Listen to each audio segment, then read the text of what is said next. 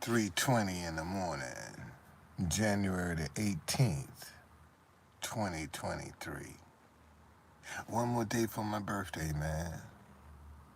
And one more day, I'll be 70 years old. Isn't that incredible? I mean, a lot of people don't even get a chance to get to this stage.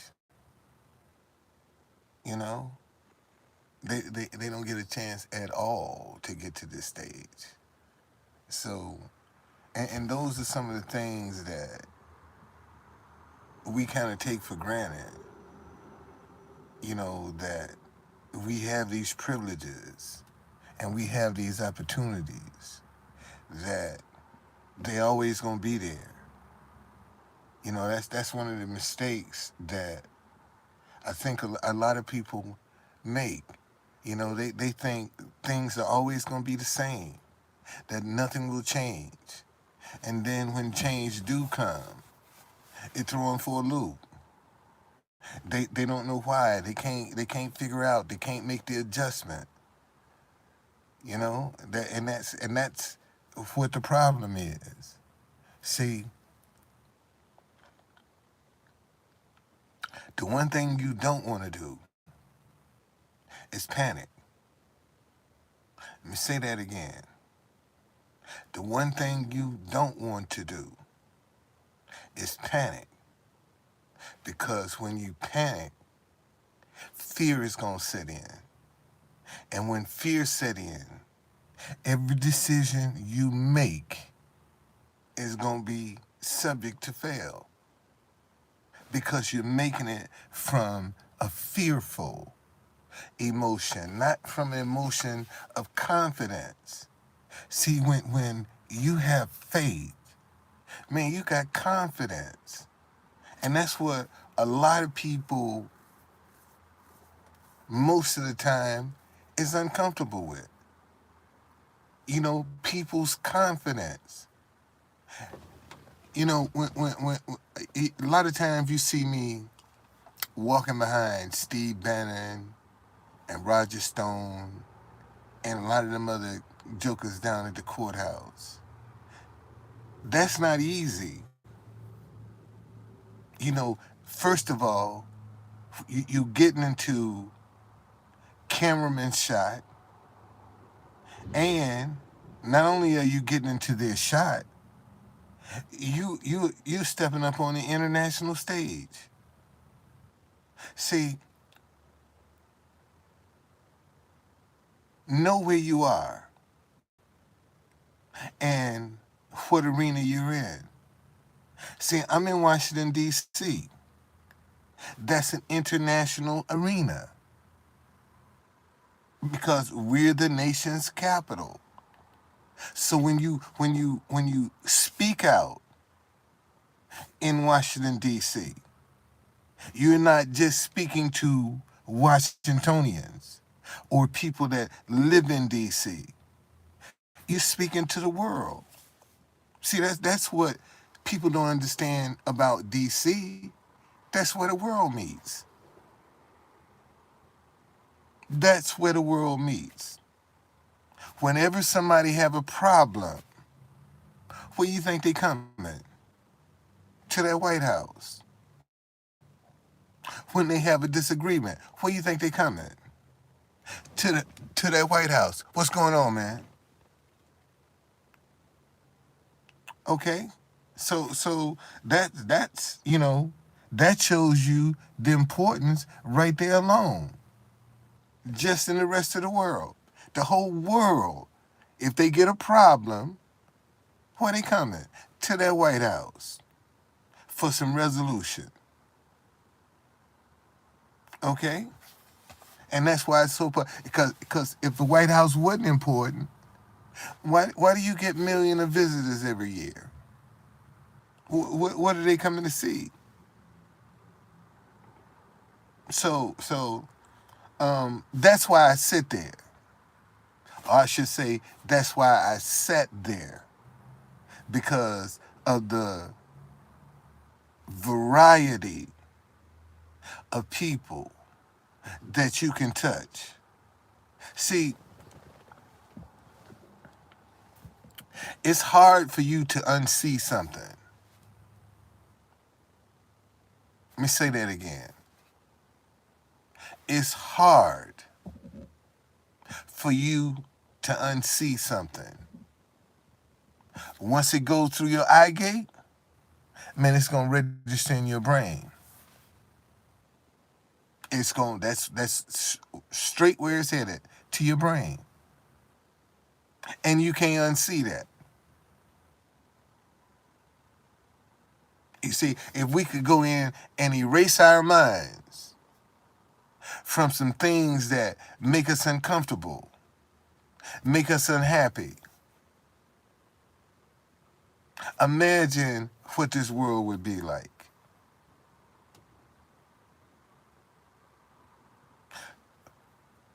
We can't even, we so afraid, we can't even imagine what the world is like with peace,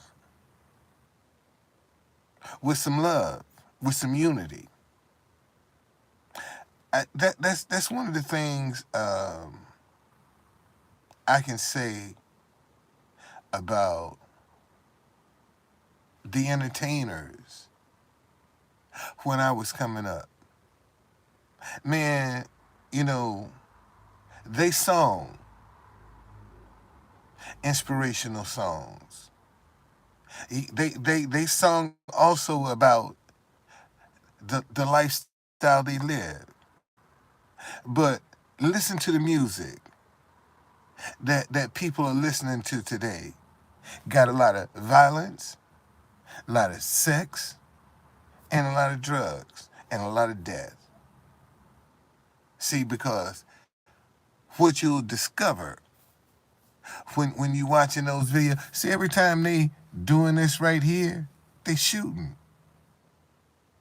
See, every time you see them on a video and they doing something, a motion like this, they're shooting. That means they're killing each other. You see, and they automatically sow that hate. And look how many rappers are being killed. I'm talking about violent deaths. For what? A little bit of money? And if you go to the Instagram, you'll notice the one thing they use, they have a stack of money going up their arm. That's what they use to attract people. See, I keep telling people, man, that money is powerful. That people gonna follow that money. If they see where they can supplement their lifestyle doing something, they gonna follow that, man. They gonna jump all over that. You can set up any kind of trend you want to. Just show people how they can make a little bit of money on the side. And what do you think all these Uber and DoorDash and all these other apps doing? Man, they just helping people make money on the side. That's all they doing. And in the meantime, they're becoming billionaires. And people still down there fighting over crumbs. And them cats making billions. And if you didn't participate, they wouldn't have nothing. See, Americans are not responsible about how they spend their money. Let me say that again. Most Americans are not responsible about how they spend their money. One group is. That MAGA group, man, they experts at spending money. They don't mind using money to get their message out. Good people, notice this. Good people are the only ones that have a problem spending money to get a message out. Good people are the only ones that have a problem with spending money to get a message out. Because they think that goodness should be able to spread by itself. You see, we don't have enough people willing to put some positive energy into the universe.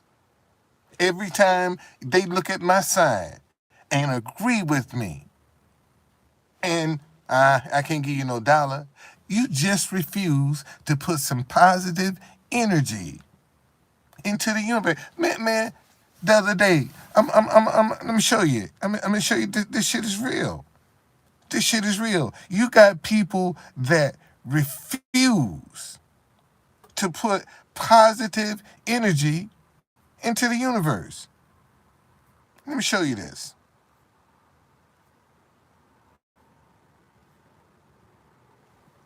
Listen to this. Listen to this. This is an example of what I'm talking about. Put his stuff on my bill. I'm paying for your stuff, man. All right, put his stuff on my bill. All right? I'm going to pay for your stuff. I got you. Yeah, I got you. I want you to pay it forward. I want you to pay it forward. Come on. Come on, let's pay it forward, man. Pay it forward. Come on, man. Pay it forward. You ain't gonna let me help you? Someone else might be a better candidate. Huh? That's okay. Why not you? Okay. That's okay. Okay. All right. You see what I'm saying? You have a problem doing good. You are afraid to pay it forward. You are afraid. And see, that's another thing. So many people use giving as a means to manipulate folk. They use giving to manipulate people. A lot of people have given to causes, given to people, given to situations and circumstances, and come to find out, none of it was true. So when that happens, they ain't gonna trust nobody. They ain't gonna trust nobody. And that's what we have right now. I think most people struggle with identifying what a good person is. I think that's what the problem is. Most people struggle with that. They don't know how to pick a good person. That's why we have so many deceivers that are among us, because they don't know how to pick good people. You see, and a lot of folk are afraid. That's one of the things I think the pandemic has the one of the side effects of this pandemic is when we were isolated from each other. We started not to trust each other. You know, isn't it interesting? The people who don't like each other because of their race, because of their gender, all have to pay the same high food prices, high gas prices. You know, everything. We hate each other, but we have to utilize the same services, and we can't come together to maximize those services. See, that's why there's a lot of money to be made in division, in confusion, in hatred, anxiety. There's a lot of money being made. Notice during the pandemic, The billionaires got even richer when we were all locked in together. They were getting rich. See, they make us fight each other. So whatever interest that they have, it's gonna benefit. And when their interest benefits, they make money. It's just that simple. They make money. And you got people right now making all kinds of money. Because, people are being emotional. They just not thinking. And then at the end of the day, when it's all said and done, you're gonna look back with regret. You're gonna look back with sorrow, wishing that you had another opportunity, and you don't get that, man. Hate will destroy itself. Anybody dabbling in hate eventually will destroy themselves. That's what hate will do to you. See, it's just a matter of time. Let hate run its course. Hate will run its course. Hate does not have the same staying power as love. Hate can't, it's not a match for love. And I'm gonna tell you what's gonna happen. See, everybody gonna jump on this love craze and this unity craze. And a lot of them gonna be in it for the money. They ain't trying to do it for the message. They doing it for the money. See, somebody is making money off of this hatred. And that's the reason, because it's so lucrative. Because it's so you can make so much money. That's why they want the narrative, man. Notice when they get a viral video, most people want to be the first person to share that. Everybody's rushing to be the first to share it. You see, and all it's doing is we're sharing this negative energy, and it's just making us numb to each other. And we're the ones that's doing that. See, if they put these videos out, man, I haven't even watched the video, but they had this young kid that was tased to death. Man, look how many people shared that video. Millions of shares. But yet, when it comes to something positive,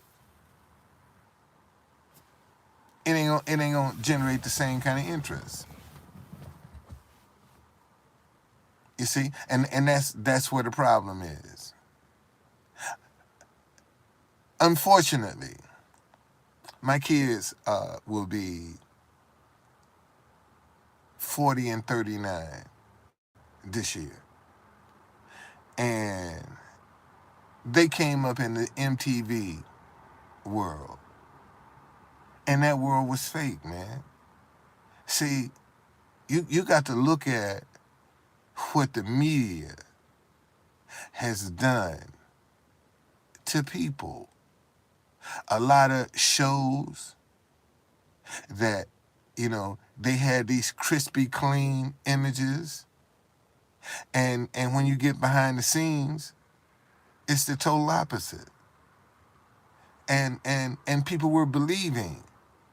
And let me tell you how you gonna know a video has been staged. Because when they show that video, they're gonna show you all different angles. You're gonna see all kind of different angles. Doing when you see that, man, that video is staged. I don't care how real it look. You ain't gonna see all them different angles at the same time. You see, and that's how that lets you when you see that, that's your first time. Man, this is staged. You see, you ever notice that, right at the right time the camera starts rolling, people walk up and start doing this stuff. And what the fascinating thing about this is, most of the young people know, in order for me to be successful, I gotta be fake. I can't be real and be successful. A lot of them rappers talking about all this, man, they don't live the life they sing about. Most of them rappers don't live that kind of life, man. But let them tell it that, they it. And this is and once you know this is the way people are, then you start looking at things differently. You don't get emotional because a lot of people out here are using emotional issues to get people to drop their guards. And once they drop their guards, man, they go in and they raid the piggy bank. And once people have been used and mistreated and lied to, they become skeptical. And see, and right now, we have good people that are not willing to give other good people a chance because they can't recognize who's who. See, this is the reason we have the division and the confusion that we got in the community. Because all people, all races, the good people don't know how to recognize themselves. The good people are the ones struggling to manifest goodness in the world. Right now, right is wrong and wrong is right. We got to get back to right is right and wrong is wrong. See, that's where we got to get back to, regardless to who's offended, regardless to who it touch. Right is right and wrong is wrong. See, one of the things we should demand from the people who run for Congress, they should be able to work together. That should be one of the top priorities of people who serve in the elected capacity. Man, they should be required to get along with each other. See, all it is, us and them. The Dems and the Republicans. The conservatives and liberals. You notice we got all these labels, but we all being screwed at the gas pump. We all being screwed in the grocery store. But we fighting each other. And we all paying the same prices, fighting each other. What sense does that make? Think about that for 1 minute. We fighting each other like cats and dogs right now.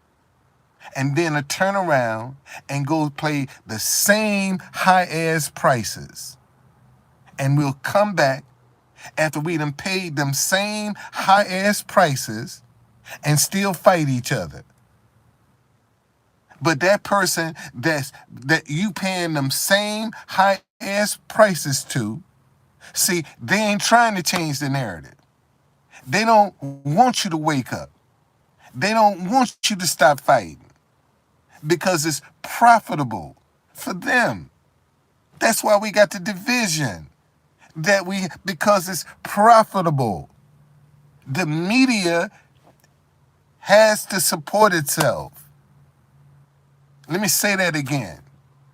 The media has to support itself. So what is it going to do?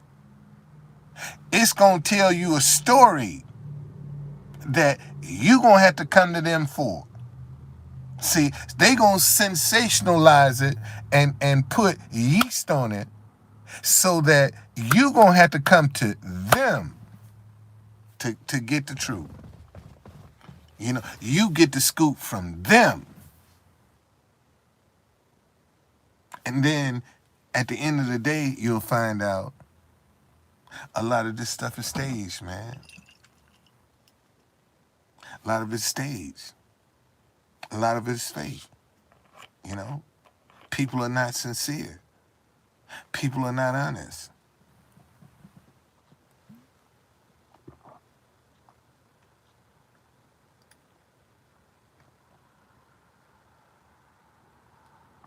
That's what happened to Kevin Samuels.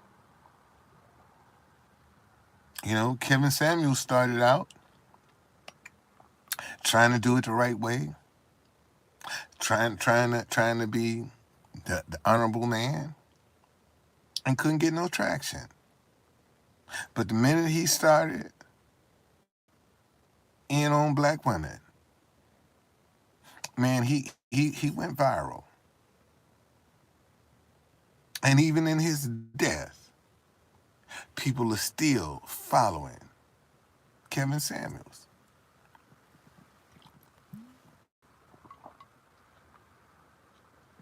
Still following him.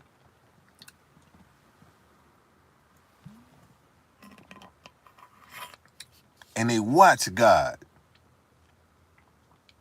give that boy a chance to redeem himself. And he wouldn't. And he died by himself. The same thing that he was telling black women that they were going to do is what happened to him. That identical same thing happened to him. See, that's why I be trying to tell people that jump on here and all the time wanna notice. You're welcome. No, notice. I want you to notice, man, how people are so emotional. Now, example. Now,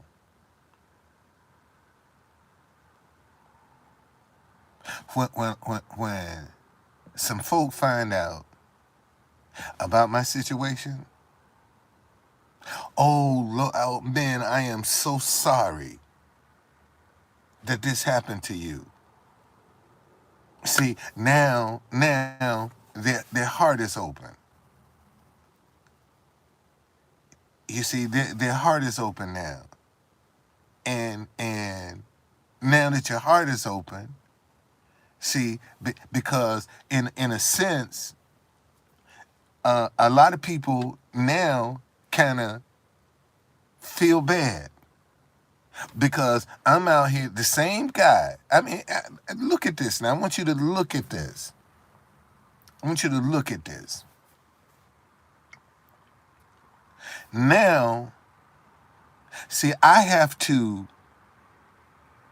talk about being out of business from trying to be positive versus showing where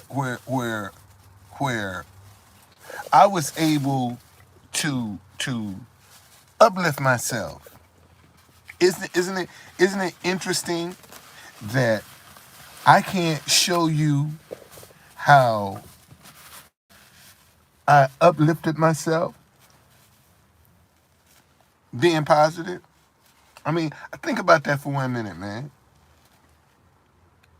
If I can't encourage somebody to do what I'm doing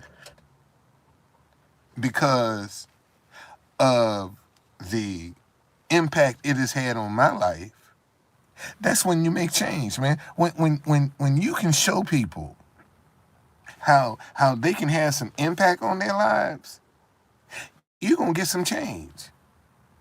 And right now, people are doing any and everything, man, to have an impact on their lives. And a lot of them don't care if they got to lie to you, if they got to cheat you, if they got to manipulate you. Because, they want what they want.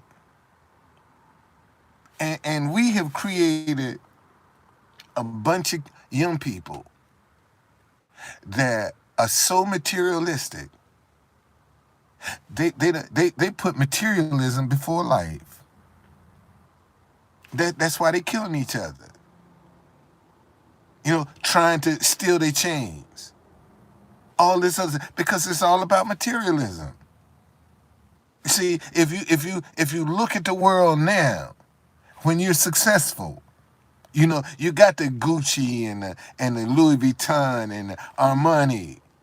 See, you wear those things when you're successful. That's the image you portray. When people see you and you're in those kind of designer clothes, then they know that you got some money because you can wear that stuff. And now you got the stick-up boy watching you, seeing your movement.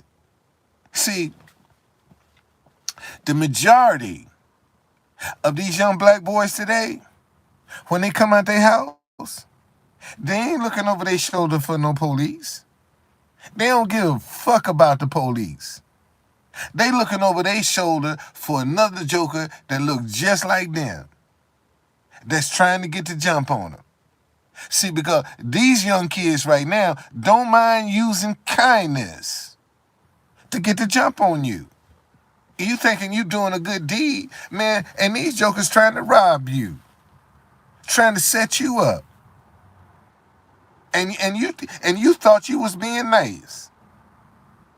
But see, the reason a lot of people fall for stuff like that is because they don't listen to the warnings from their spirit. Man, listen to me.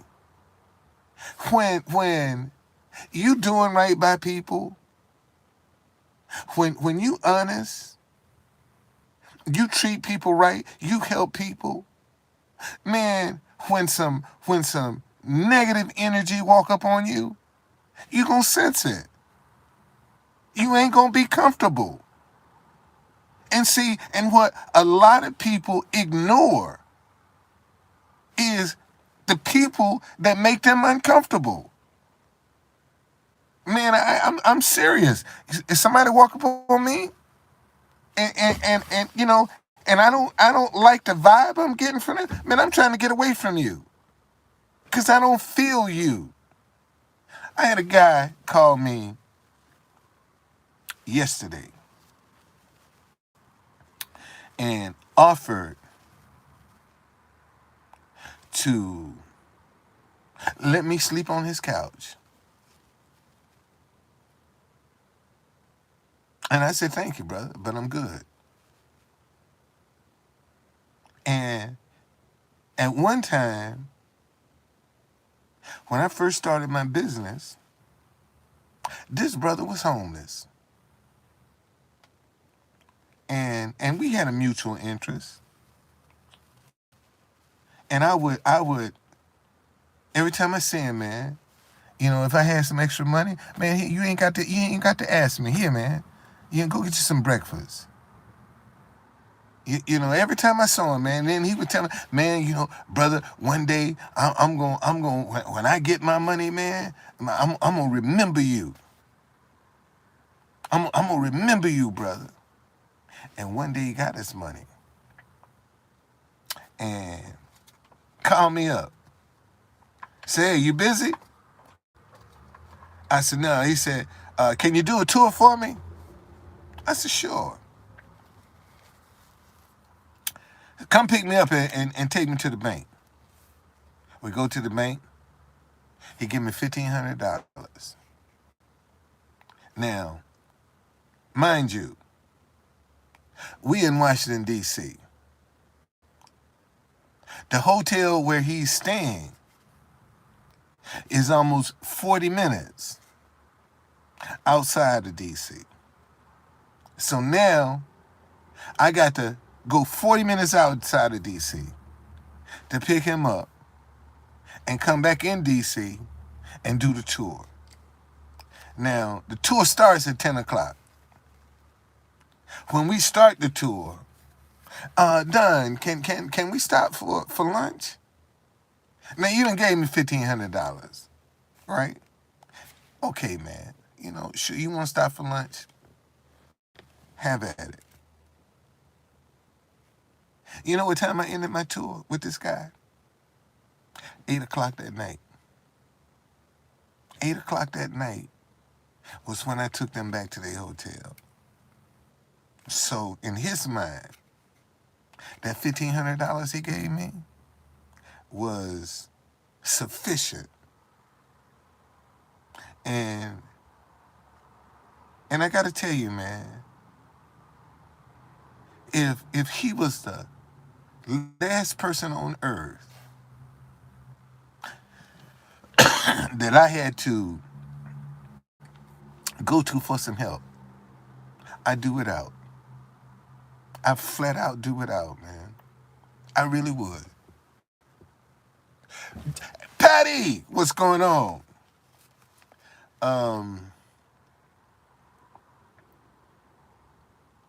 Happy New Year, by the way.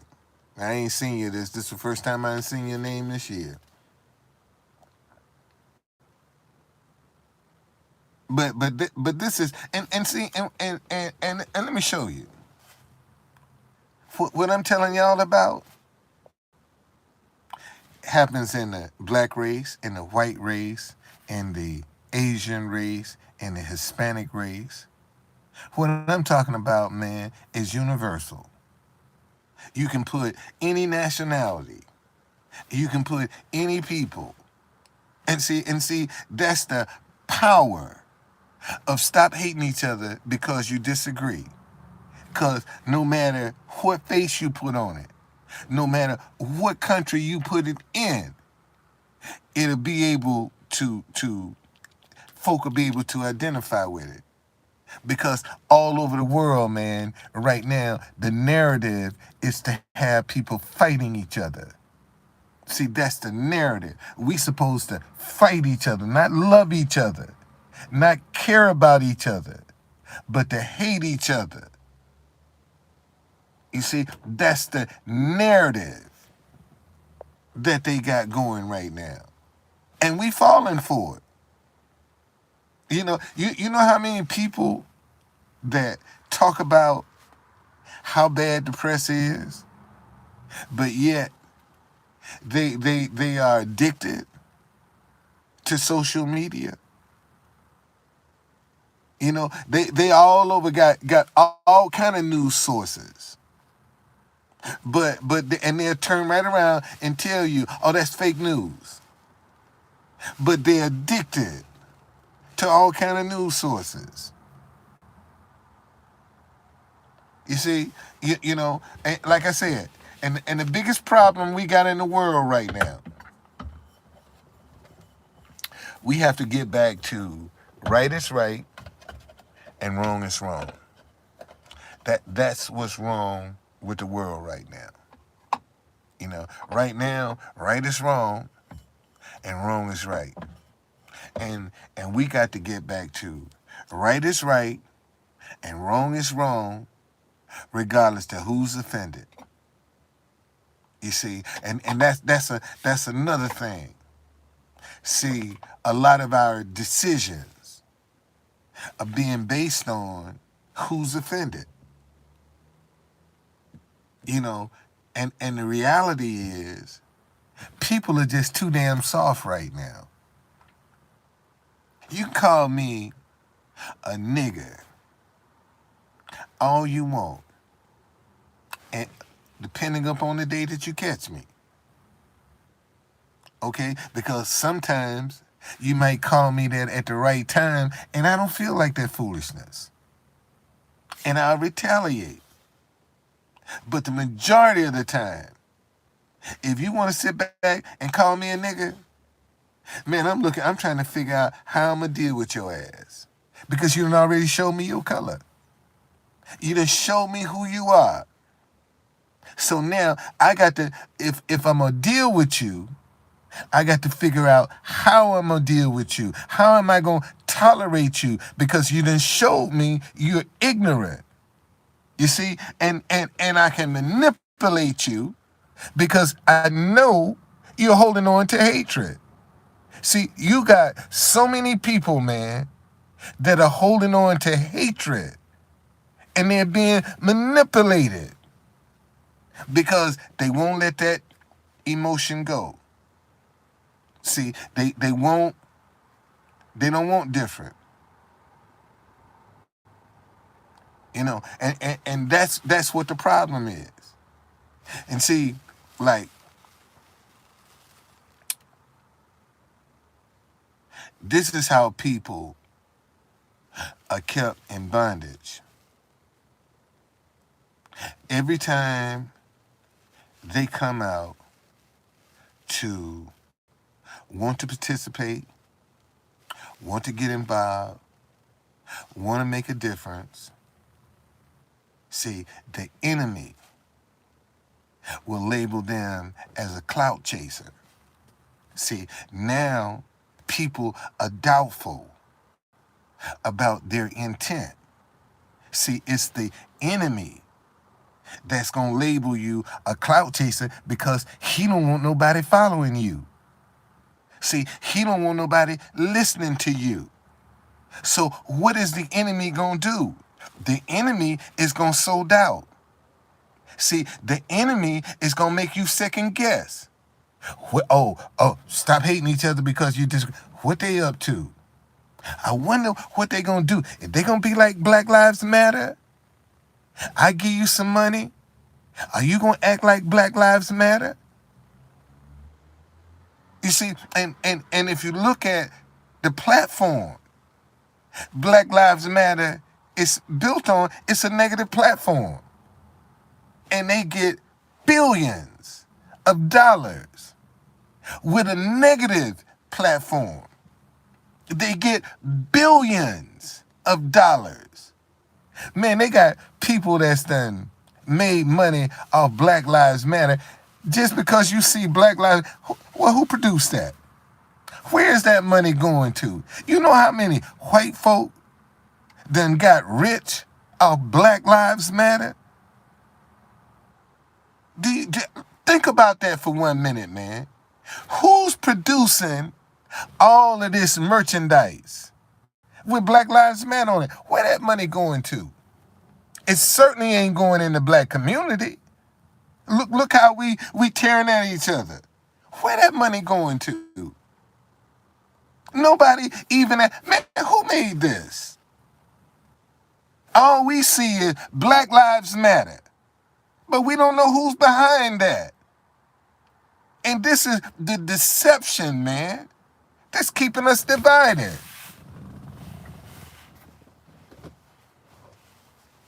You see? And notice, the only time they are in an uproar is when somebody white do something against somebody black.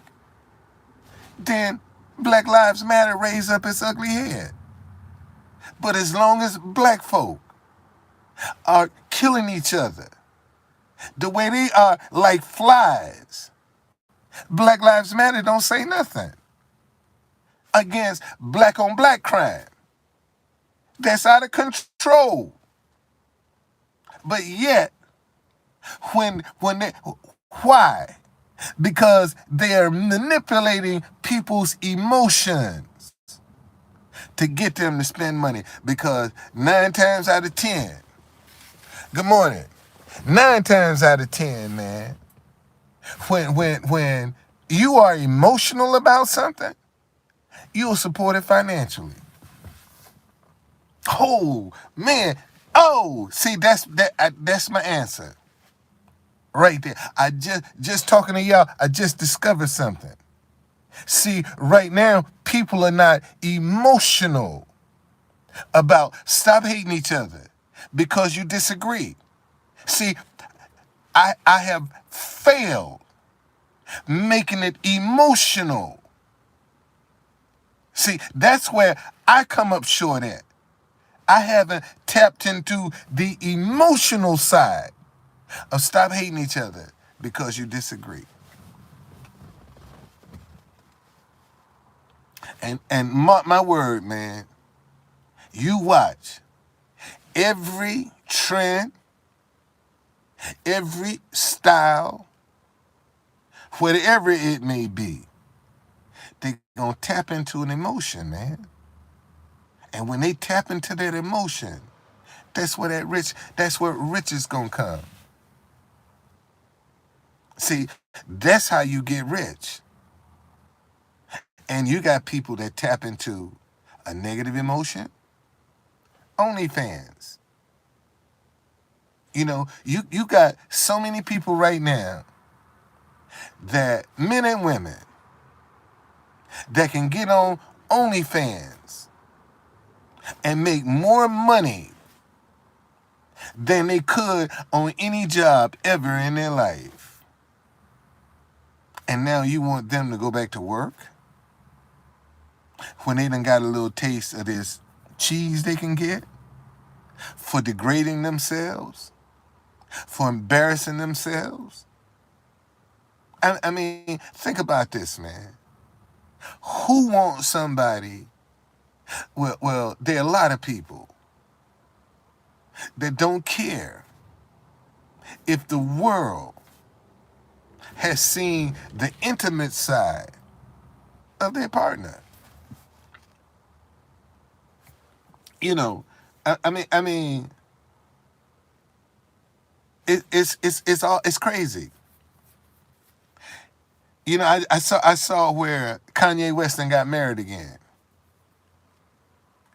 You know, that's a hot mess.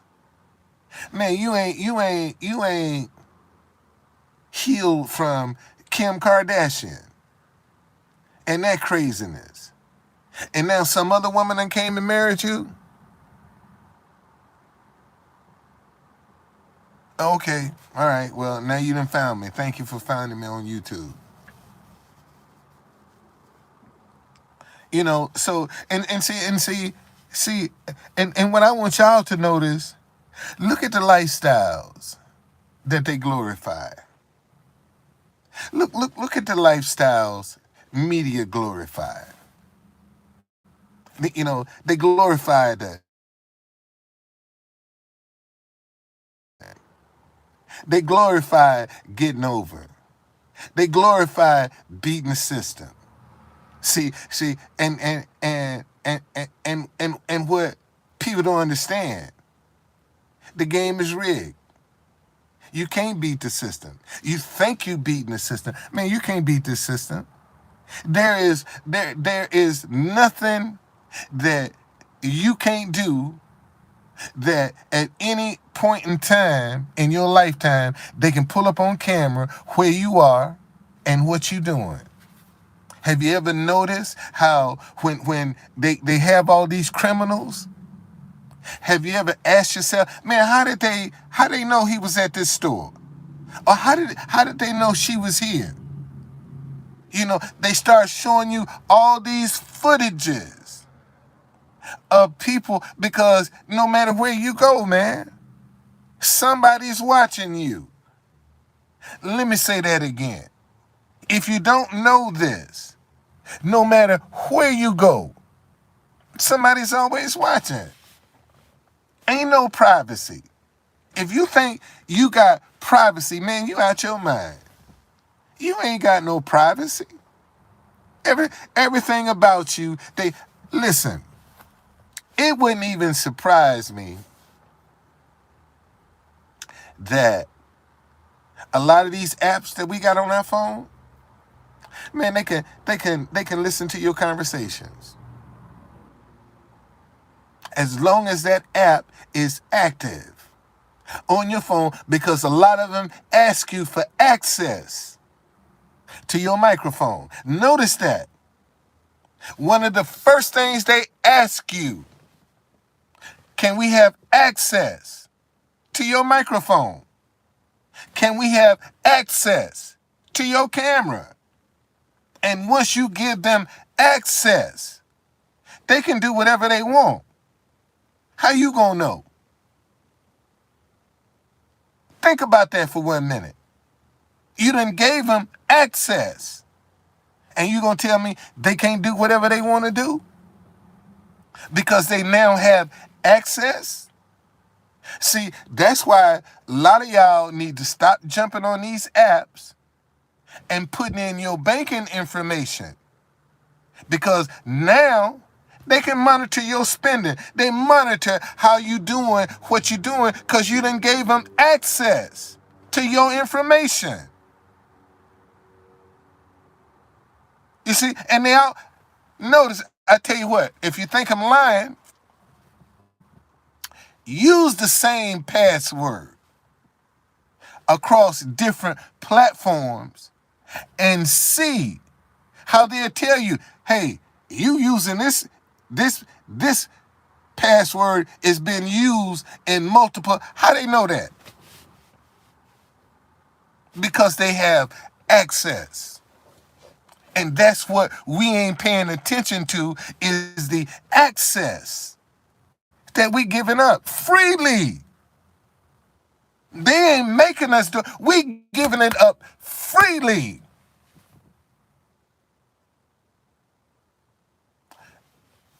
You know what the biggest danger right now in the world is?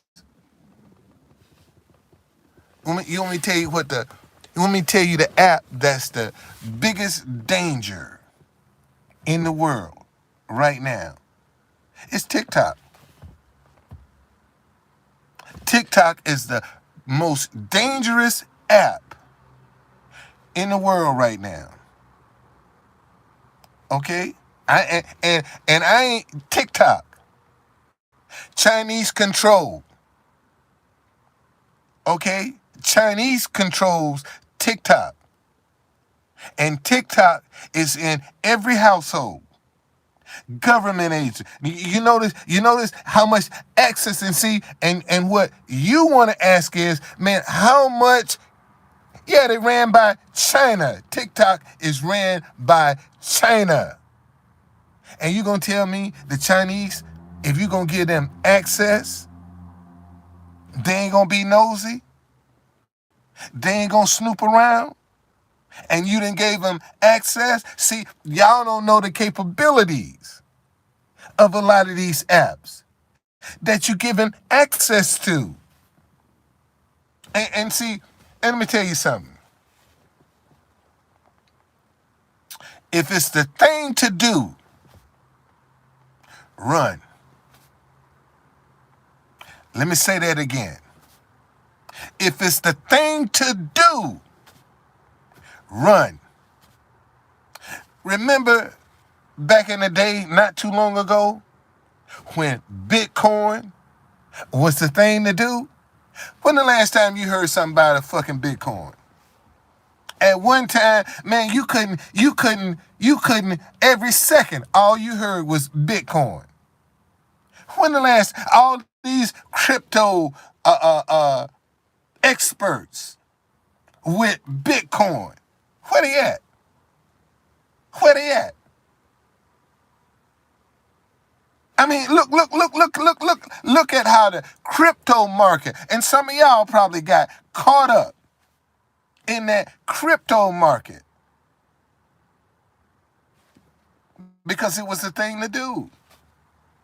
And everybody wanted to do it.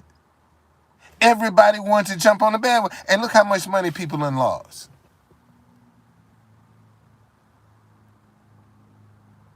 Well, see, here's the deal, man. Here's the deal. If people would come together, we can demand anything we want. See, folk don't understand the power of that dollar. That dollar will make you do anything. For a greedy person would do anything for some money. And don't have no morals.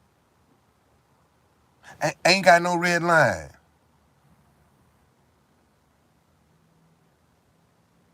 You see, they'll do anything. And right now, we got too many people that will do anything, man, just to get some wealth. You know, just to enjoy the material things of this world. They'll do anything and still not happy. You know how many folk get that on the private plane and got the big house and all the cars, and they still ain't happy? They're still not happy. Look at how many of them get caught up with what they call common people, because the world that they live in is not giving them the satisfaction that they look for. So they come and step into the common world to try to find that satisfaction that they're looking for. And that's the bottom line of what's going on in the world, man. You know, people just trying to find what makes them happy. And unfortunately, some of them are misled, and some of them go astray. You know, they get caught up in cultures looking for happiness. You know, they get caught up in styles looking for happiness. And that's the problem. You know, most people just want to be happy. Unfortunately, they don't know how. See, when you're trying to do the right thing by people, man, that's time consuming. That's not instant gratification. That's not a get rich quick scheme. You know, when you treat people right, when you do right by people. See, when you do right by people, they ain't got to ask you. You'll see a situation. And if you want to get involved, you'll insert yourself. If you don't want to get involved, then you won't. And this is the problem. You know, a lot of people don't know how to insert themselves into situations because they get, man, I don't want your emotion. I don't want you feeling sorry for me because I'm now homeless. When I was trying to ask you from the beginning, man, just sow a tool into my business. You want to help me out? Sow a tool into my business. Now, look at how I can manipulate people's emotions because I'm homeless. You know, and I'm the guy that trying to unite people, trying to make people come together, trying to make people talk to each other. And now my voice is silenced. Ain't nobody trying to say, man, stop hating each other. You and if I can't show any profit, if I can't show any uplift from encouraging people to stop hating each other because you disagree, then they ain't gonna have no incentive to listen. And this is what I've been trying to get people to understand. If you want folk to listen to this message, put some money behind it. They'll follow it. That's all you got to do.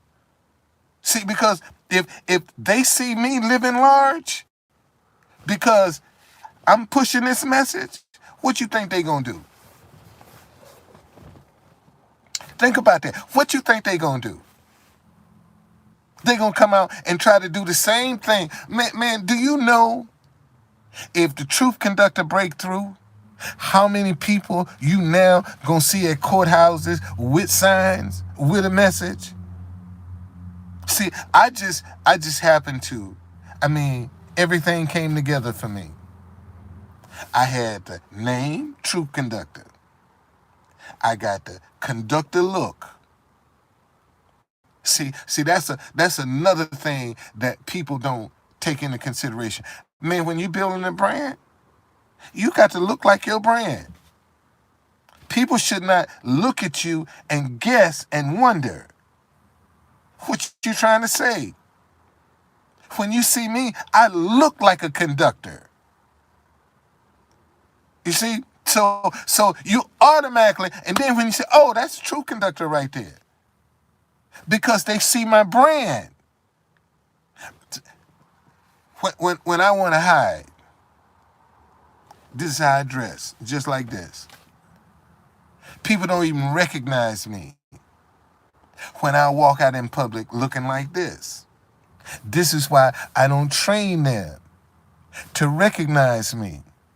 Look, because when I get like this, I don't want to be bothered. So I keep my brand in front of them because that's what they going to recognize. And when I want some privacy, when I want some peace, this is what I do. I can walk right by you and you ain't going to pay attention to me because you're not used to noticing. See, I haven't conditioned you to recognize me in this fashion. See, and it's all, believe it or not, it's all a mind game, man. It's all a mind game. Success is a mind game because you influence people to follow your idea. That's all success is. Man, you influencing people to follow your idea. That's success. Either and that could be, your idea could be positive or it could be negative. And people will follow it. That's success. And unfortunately, we got too many people that's following bad examples for success. Okay? Man, I ain't had nothing to eat since yesterday. And I think I'm gonna go to IHOP and get me some hot cakes. Cause I got almost 3 more hours before I can get in and get the rest of my stuff. But man, just sit down and take your emotions out of this. Take your emotions out of it. Because that's what people are manipulating.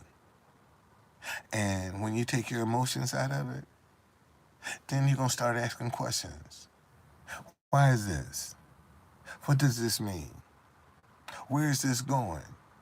Who started this? You see, when you take your emotions out of it, you can start thinking clearly.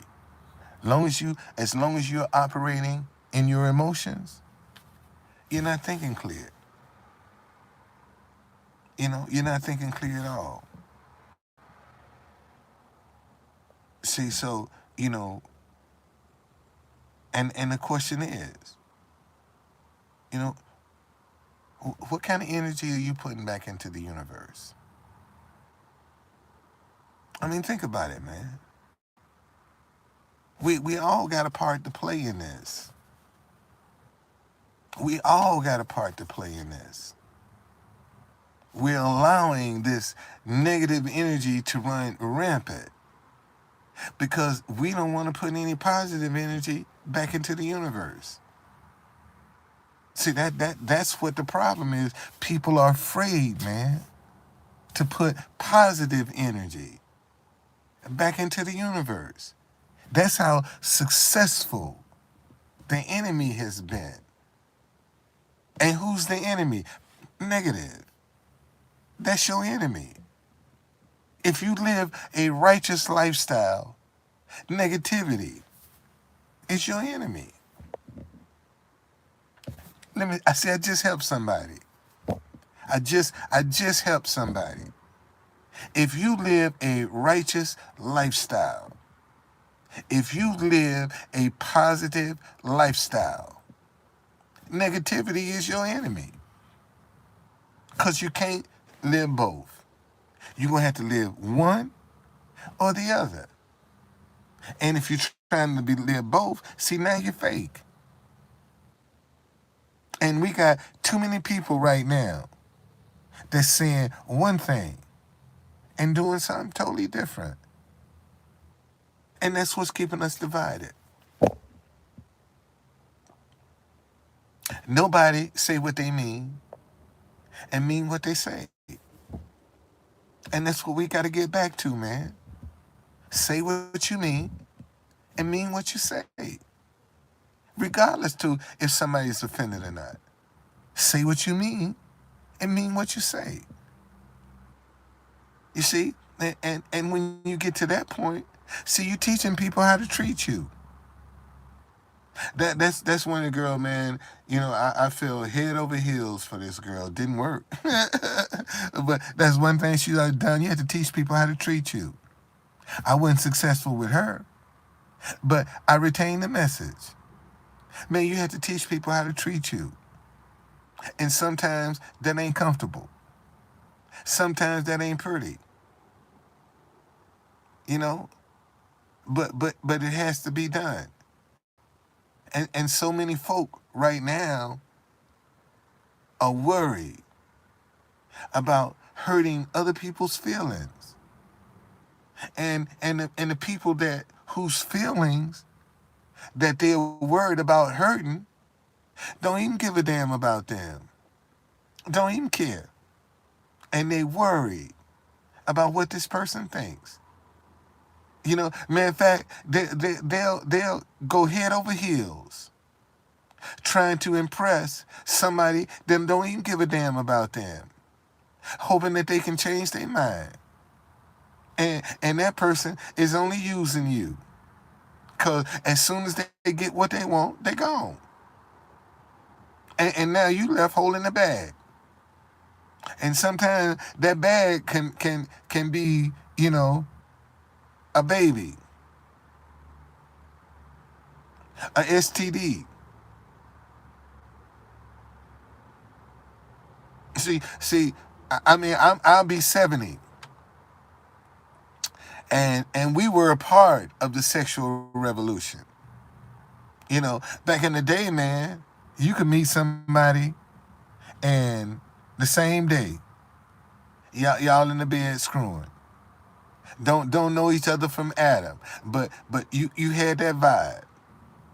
And as a result, man, you had some people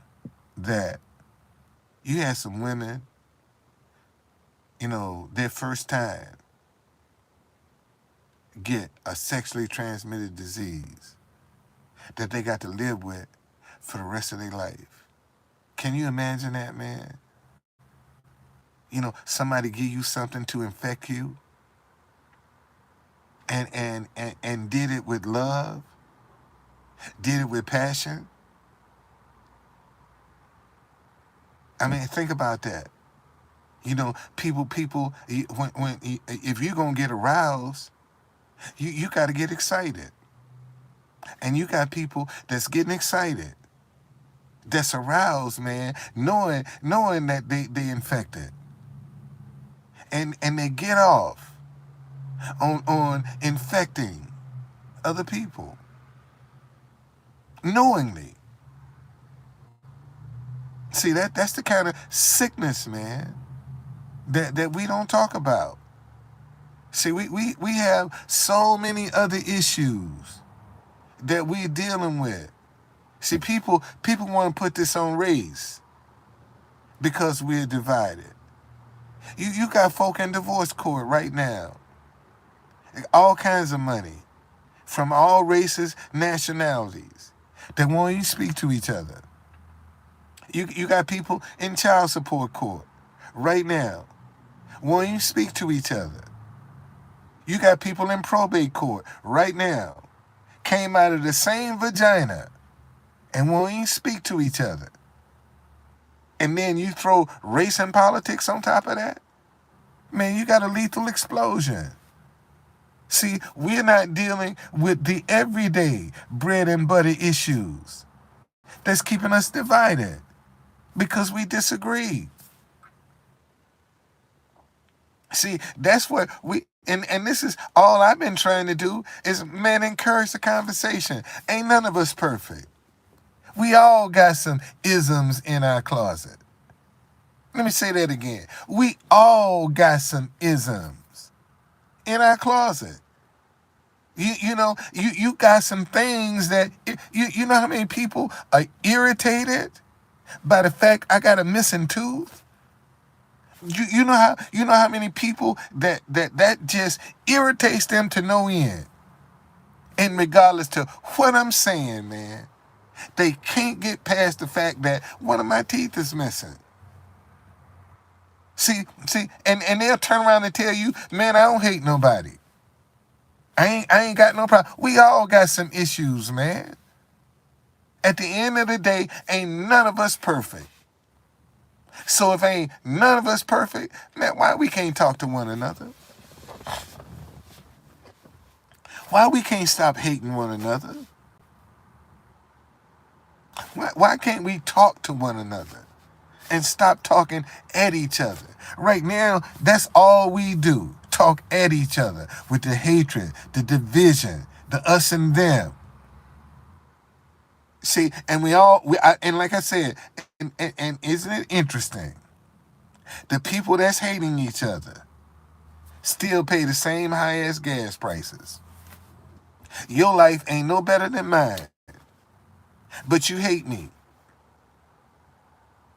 And you ain't living no better than me, but you hate me. And got to go in the grocery store and pay the same ass high-ass gas prices, high-ass food prices, high-ass medicine prices. But you hate me. And we can't even come together and say, man, how can we bring some of these prices down? See, that's what unity will do. Bring some of these prices down. But folk don't want to see that because everybody wants to be the chief. See, everybody wants to be the man. That's what the problem is. Everybody want to be it. And I'm going to tell y'all, see, this is the secret. It ain't who you know. It's who knows you. And based on who knows you, people can do all kinds of things. Case in example, look at this truck. When I went to rent it, it's plenty of people go to U-Haul and rent a truck from this particular lady, but they've never played her national anthem in front of the White House. You see, it's who knows you that makes the world go round. And because she knew who I was, and I did something that made her proud, you think she ain't gonna look out for me?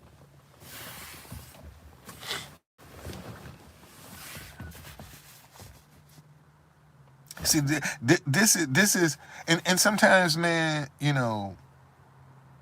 when you do good, it's not a instant gratification that you're gonna get. I one day, last week,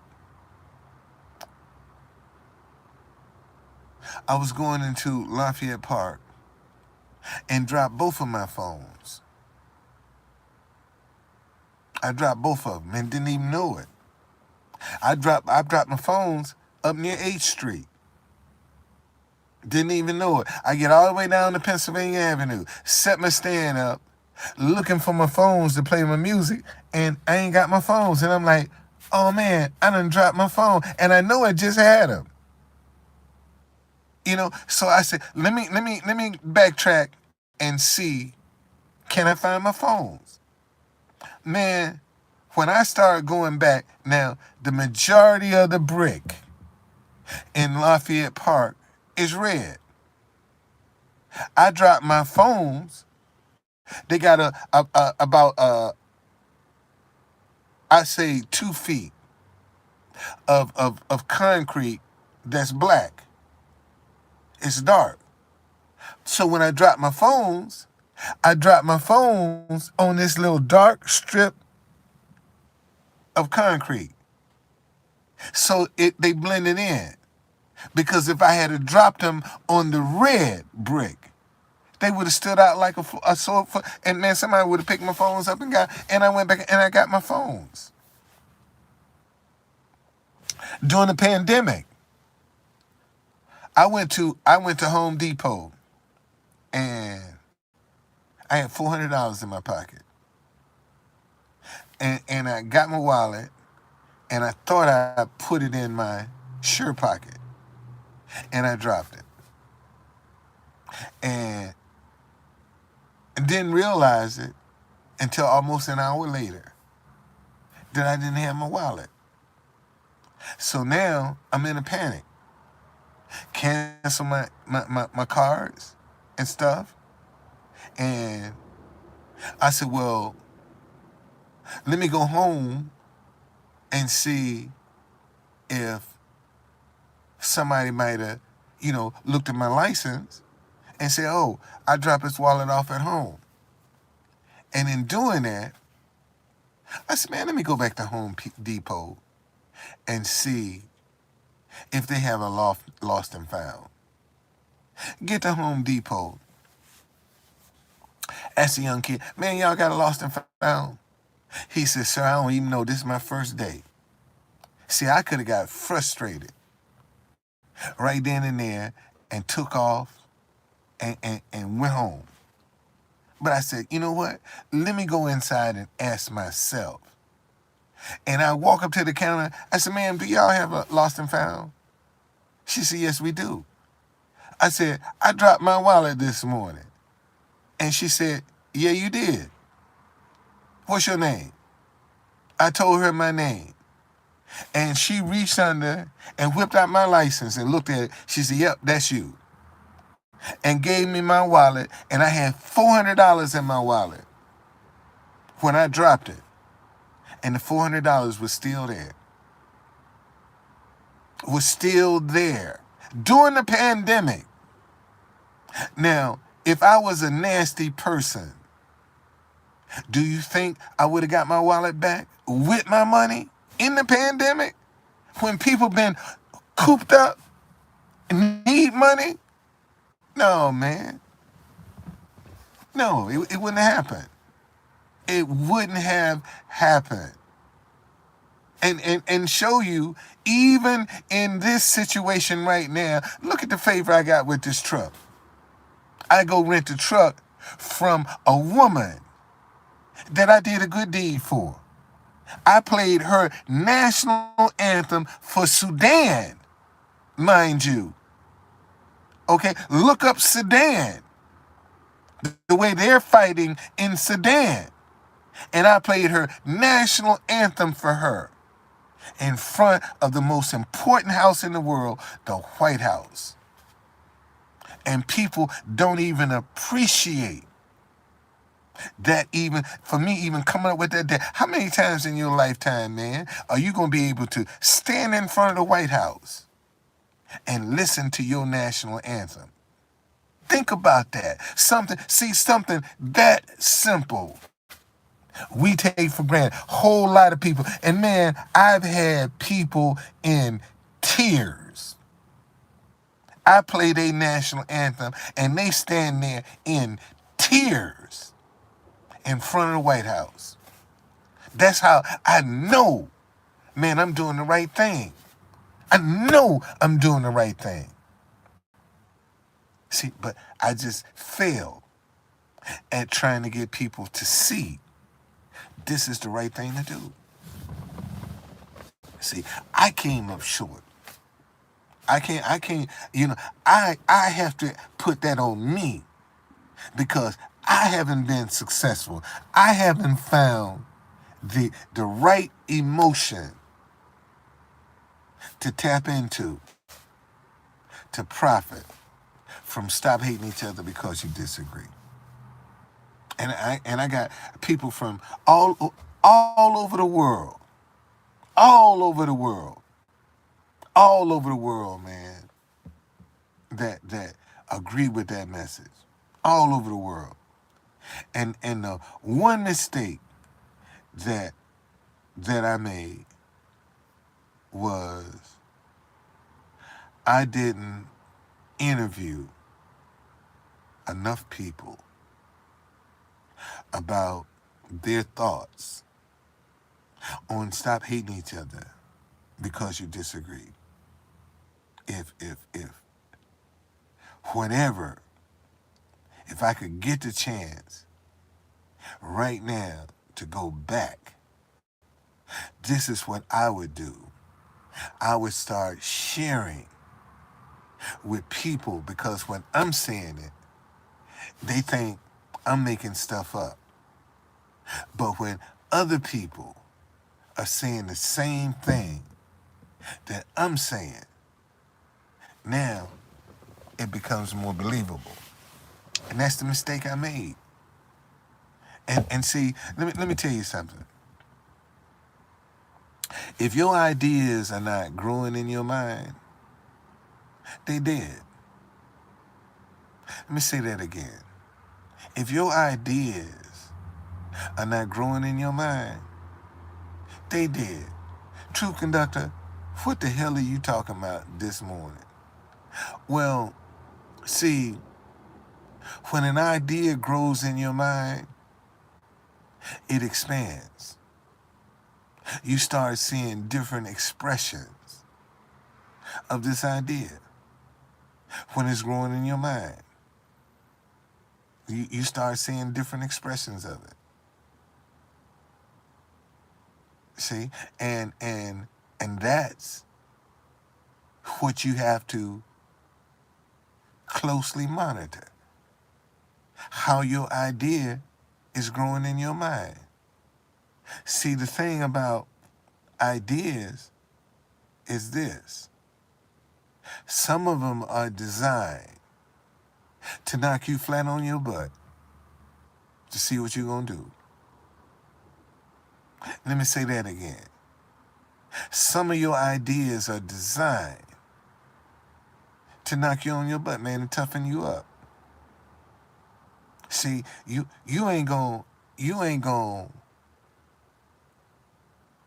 get strong in your ideas if you quit when one of your ideas don't work. See, ideas are very possessive. Ideas like attention. When an idea comes to you, it is seeking attention. And if you don't give it any attention, it'll go to somebody else. How many times have you seen an idea and you say, man, I thought of that? Yeah, because it came to you first and you didn't embrace it. So it went to somebody else. And that's the thing. And see, when you get used to embracing your ideas, see now you'll learn to recognize that voice that's working. See, you'll learn to recognize. Man, I remember back in 2020, January the 1st, I was really missing my wife. And I was just down. And we had a situation that made us homeless 4 years ago. Okay? She just came here from the Philippines. Never been homeless in her life. And we used to sit in this park. Matter of fact, I tried to say, baby, go back home. And she said, no, you my husband. I'm going with you. That's man, when that girl told me that, man, I was like, wow. And I was trying to get her to go back home because I didn't want her to experience this. And we used to sit in this park, Fort DuPont Park. And this particular day, man, I pulled right into the spot where we used to sit and talk. And I was really feeling down. And all I heard was real soft, Truth Conductor. And I was like, what? And my first response when I just heard Truth Conductor, I was like, whoa. Because everybody used to tell me I look like a conductor. And saying what? Because I did Black History tours, I would tell them, yeah, I'm a conductor on the Underground Railroad. What do you mean? And that was an opportunity for me to give them a business card. I do Black History tours of DC. So when I heard Truth Conductor, man, the first thing I did, I got my phone and I picked it up and I said, let me see if that domain name is available. And it was available. And I bought it. And I ain't looked back since. And didn't have and see, let me tell you something. See, when an idea is for you, you're gonna get to that. It's gonna not only is it gonna give you a name, but it's gonna give you the definition of that idea. See, every idea has to have a definition, a purpose. See, so when somebody say Truth Conductor, what is that? A messenger from God. That's all the truth. So anybody can be a truth conductor. It's just a messenger from God. That's all true. That was the definition that came to me. Okay, that's a truth conductor, a messenger from God. Anybody can wear that title. You see, so when your idea come to you, man, when an idea come to you, now what you need to focus on is how am I going to define this thing? What does it mean? You see, most folk, when they got an idea, they don't look for the meaning of the idea, and that's going to tell you whether the idea is for you or not. Man, if you can't put a meaning, if you can't define your idea, if you can't express it, if you can't explain it, it ain't for you. Why put your money in something that you can't explain? And then once it blow up in your face and it don't work, now you don't want to ever try nothing again. When little simple signs you just ignored because you never had a definition of what your idea was all about. And this is what I'm trying to tell you, man. The one thing I done learned over the years, when an idea come to you, a definition is right behind it. And if a definition ain't behind what that idea is about, it ain't for you. It ain't for you. And a lot of people get caught up in some things that ain't for them. I got two babies. I got two babies from a woman that wasn't for me. Because I got caught up in a pretty face. And that's just it in a nutshell. Okay? If an idea is for you, see, I just helped somebody again. I just dropped a nugget for somebody else because somebody else been struggling. Man, with if an idea is for you, a definition is coming. And what you need to start doing with some of your ideas, see, when this is what I learned from the political arena. You always have to be prepared. You always have to be prepared to define what it is you're trying to do. And the mistake a lot of people make, they don't try to simplify their message with what they're trying to do, with what they're trying to say. See, you got to simplify your thing, man. So cause what's the first question somebody gonna ask you? See, you have to anticipate what somebody gonna ask you. And when you discover an idea, okay, I got the truth conductor. What is the truth conductor? A messenger from God. How did you get that idea? Now I can tell you the story. Okay? But now if you ask me, man, what's the truth conductor? I don't know. I'm still trying to figure it out. I just came up with the idea. I can't tell you what a truth conductor is. Are you gonna listen to me? Are you gonna follow me? And I don't even know myself what I'm doing. You gonna follow me? I don't think so. I don't think so. And this is what people don't realize, man. If you don't know what you're talking about, pretend like you know. They don't know. Who knows what you don't know? Think about that for 1 minute. The only way a person knows what you don't know is you got to open up your mouth. That's how they know what you don't know. Otherwise, they have to assume. You see, and most folk are not savvy enough to sit down and observe a situation to try to see what the rhythm of it is. See, we all got a rhythm. Let me say that again.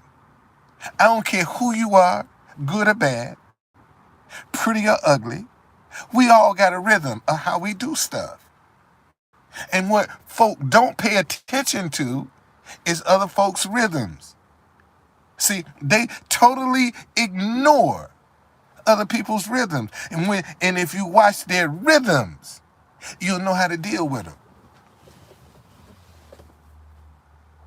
See, you got to know what you're looking for. What do you mean, true conductor? See, if you standing in a grocery line and you got 2-3 items and the person in front of you got a full basket, and that person with the full basket don't say, you know what, that's all you got? Man, come get in front of me. See, they've shown you because they have totally ignored not being kindness to you. See, they've shown you a rhythm. They've shown you a rhythm. And you ignored the rhythm they just showed you. They didn't even have the decent courtesy to say, man, I got all this stuff. You ain't got but a few. Come on in front of me.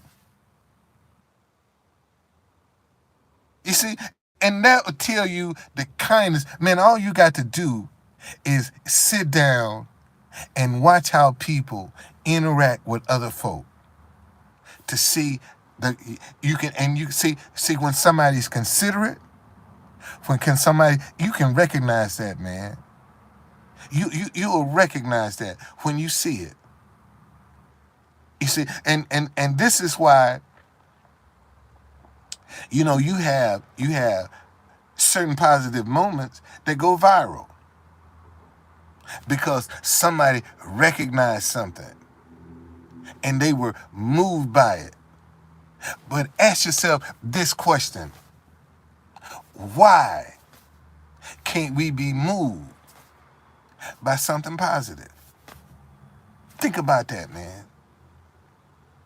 Why can't the world right now be moved with positivity? The only thing that's moving in the world right now is negative energy. You want to get rich? Go negative. You want to get famous? Go negative. You want to get elected to Congress? Go negative.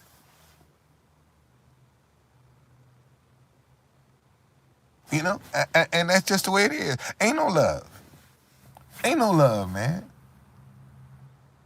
Ain't no love.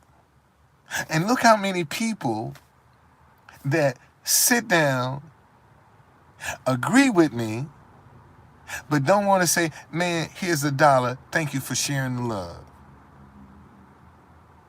Look how many people that will walk about me and ignore me for trying to share some love.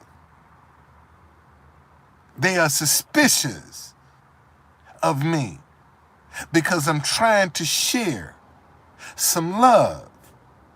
I'm a con artist. I'm a sham because I'm trying to share some love. And isn't it ironic that I meet an adverse situation in my life because I was trying to share some love. I could not succeed at sharing love. Think about that for 1 minute, man. I can't succeed at sharing love. I failed at sharing love. How do you think that look? How do you think that make God look? That I can fail at sharing love. You think that that's gonna make people believe in God? Good morning, Edward. You think that's gonna make people believe in God? When you got people out here failing? And see another thing that's done messed us up is these prosperity pastors. See, that's another thing that has screwed us up. Look how many preachers, black and white, that was in it for the money. Look how many people they done messed up mentally. And now folk don't know what to believe. See, you done gave for years. You done convinced them that if they do tithes and offering, that the Lord is gonna bless them. And now you done came to your revelation that's wrong. I was wrong teaching, but you ain't making one effort to give back no refund because you've been able to live a certain lifestyle off your manipulating an emotion. It's just that simple. It is. That's what's the problem. That has been the problem. That has been the problem. And now that they are saying that tithes and offering, it was wrong. But when you was raking in millions of dollars, see, you was priming that pump, man, getting that money. And now that you got that money, See, now you say, oh, my bad, I was wrong. But I got your money, but I was wrong. My bad. I'm sorry about that. You see, and people, because you have to be forgiving. Man, you had some people that outright lied to you in the pulpit in the name of Jesus. They outright lied to you. And now you're going to turn around and say you have to be forgiving to a person that knowingly deceived you? And you're the one that have to be forgiving? Come on, man. Come on. Can't be that bad. Can't be that bad. You know? So and because and now look at the ripple effect. Look at the ripple effect. People don't even want to go to church now. Church ain't the same. Church pre-pandemic ain't the same post-pandemic. See, because folk didn't realize, man, we being duped. In the church. You got more pastors sleeping with the congregation than you can shake a stick at. But see, listen, man, when you believe in yourself, you're going to be right by people. When you love yourself, you ain't going to lie. You ain't going to cheat. You ain't going to steal. See, that's what people throw this stuff out. Man, love yourself. Well, how you love yourself? You ain't going to lie. You ain't going to cheat. You ain't going to steal. You ain't going to see. Man, you loving yourself. See, that's what people don't want. They'll throw out this little cliche, man, love yourself, but they won't tell you how you love yourself. You see, that's how you love yourself. By how you live. By how you represent yourself. That's how you love yourself. See, you have to stand for something that means something. That's how you love yourself. And a lot of people are afraid to love themselves. See, because they're looking at the external world. Isn't it funny? People are quick to look for love from other folk before they'll look for love from themselves. Think about that for a minute. Folk are real fast to look for love from somebody else before they will even look for love from them own self. They won't even love themselves, but they'll look for love from somebody else. And then get all frustrated and disappointed and upset because they can't find love from somebody else. And they don't even know how to love themselves. That's it. That's it. That's it, man. I mean, when you love yourself, man, you ain't gonna watch somebody make a mistake and give you too much change, and you don't correct the situation. You see, when you love yourself, you can say, man, you made a mistake here. You gave me too much. When you love yourself. You see, and in order to be able to love somebody else, you got to first be able to love you. How you gonna love somebody else and you don't know how to love you? And you got so many people out here right now that don't know how to love themselves. And they trying to fall head over heels, madly in love with somebody else. And get upset when it don't work, when they don't know what they want themselves. Look, man, you got women out here with fake eyelashes, fake hair, fake eyes, fake breasts, fake butt, fake nails, and looking for a real man. Everything about her is fake. But she'll turn around and tell you, man, I'm looking for a real man. And then you start pulling off all this shit you got on That real man, who the fuck are you? Where you come from? This ain't who I met in the club. See that can you imagine, man? You get home, you find somebody, and you get home, and they start taking all that shit, and you see the real, like, who the fuck are you? Where you come from? Where you come from? Damn, if I had known that you look like this, under that, I wouldn't even waste my time. You got no, seriously, man. You got women out here that's got these enhanced butts and these big old breasts, and then they take their bra off, it's padded. And you be like, wait a minute, where them breasts at I saw that got my attention? Oh, that was my bra. See, these are the kind of things, man, that people are doing. You got so many people out here that don't know how to be themselves, and they looking for somebody real. They can't be honest with themselves, and they looking for somebody real. I'm serious.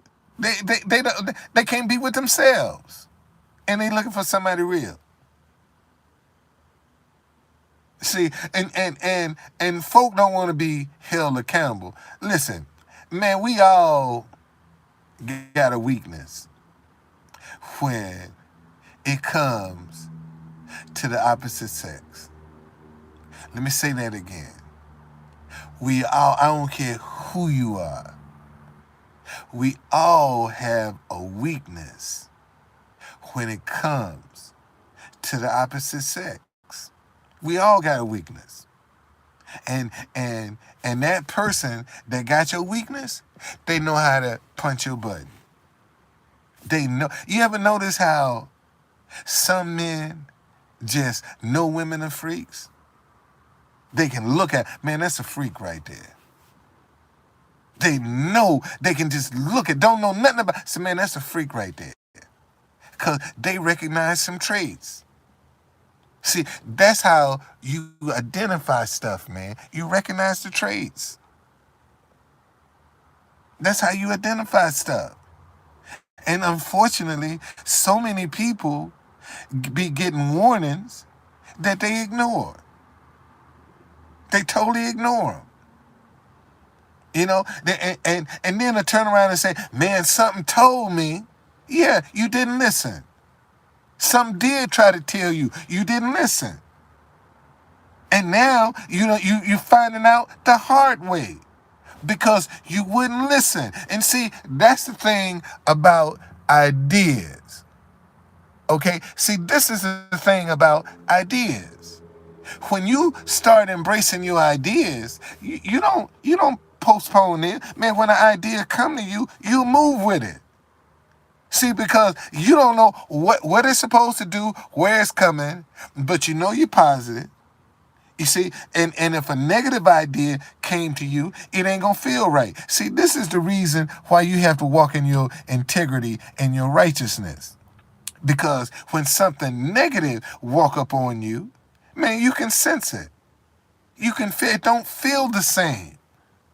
You see, and now all of your your alarms are going to go off. Because, something just walked up on me that made me feel uncomfortable. You see, and if it's making me feel uncomfortable, I'm trying to get away from it. And see, listen to me, y'all. Listen to me. In this day and time, man, you can't be walking around willy-nilly. You got to be paying attention to shit. Because at any given moment, some shit could jump off. See, the reason so many people are getting caught by surprise is because they ain't paying attention. If you in public, man, and you ain't noticing around you, if you relax and you comfortable, you crazy. You better be paying attention. Be on alert at what's going on around you. Because ain't no place safe. Let me say that again. See, because ain't no place safe. A lot of people have dropped their guards when they go out in public. And consequently, that's why we have so many casualties. Because too many people ain't paying attention. See, they don't see the warning sign. And then when they see the warning sign, they're afraid to speak up and say something. See, it's in DC, I can talk about DC because this is where I live. But in DC, back in the 80s and 90s, see, it was young black boys that started this mind your business. And they glorified violence. See, we are dealing with the offsprings of the mind your business glorified violence crew. And they're very materialistic.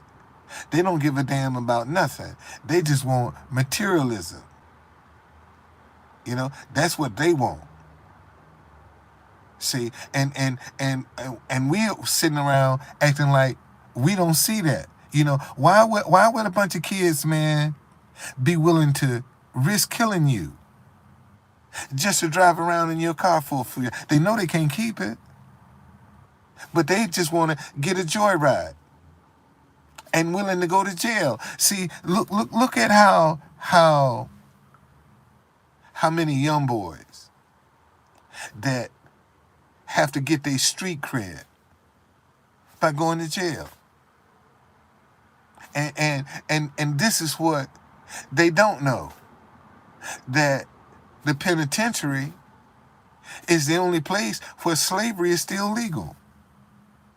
So they have to go to jail to be a slave to come out with street cred. Look how fucked up that is. Look how crazy that is. These young boys got to go to jail to be a slave, okay? To come out and with some street cred. I drove a bus, and man, these guys would get on the bus and have this wristband on their arm and walk around with pride. Man, I just got out. Can I get around? Man, the fuck you proud? You proud like you just got out? Look at the pride black men have in going to jail. They ain't got no pride in going to school, getting no education. Man, their pride is been out here being disruptive.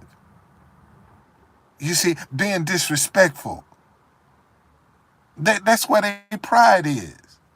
And when you know what you're dealing with, see, now you got to know, you can see how to deal with them.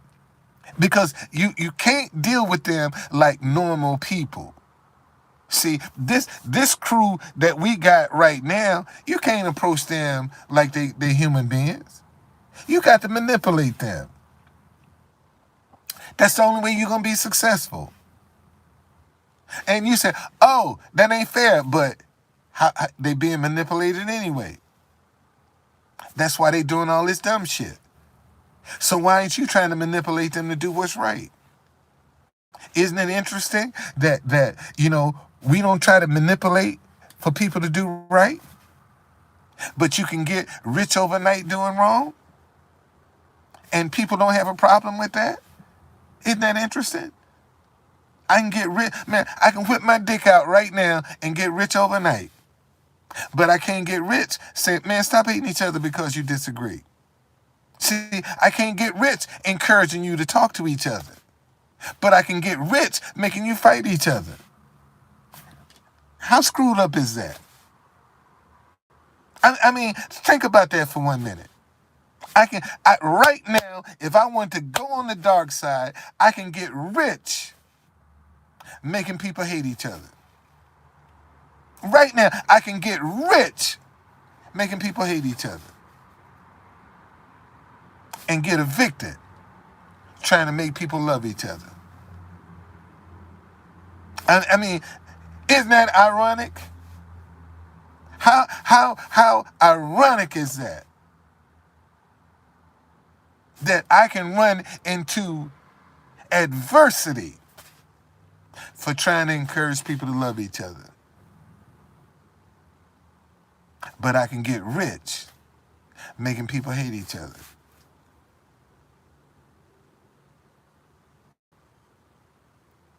And that's the problem. We got so many people out here now that are just after the money. They don't care what, ain't my fault. I'm just trying to get paid. And that's the problem, man. We got too many people out here just for the money. They don't care about, any morality. We people have lost the moral compass now. And this is what we got to get back to. Right is right, wrong is wrong.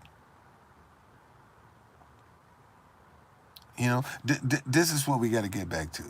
How long have I been on this joint? 1 hour. What time is it? I got to go get me some breakfast. 5 o'clock. I'll give y'all a few more minutes. But this is just the stuff I see, man, on a daily basis. You have so many people that are so caught up into their own little world that they don't see nothing else. They don't experience nothing else.